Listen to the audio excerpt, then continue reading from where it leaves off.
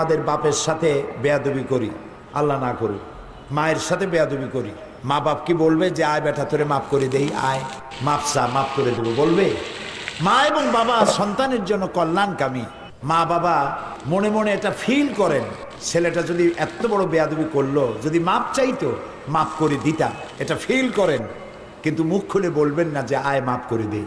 আকাশ আর জমিনে একমাত্র সত্তা যার নাম আল্লাহ রব্বুল আলামিন। বান্দা গুনাহ করে, আল্লাহ রব্বুল আলামিন বলেন আয় যত গুনাহ করেছিস ক্ষমা চা, আমি মাফ করে দেব।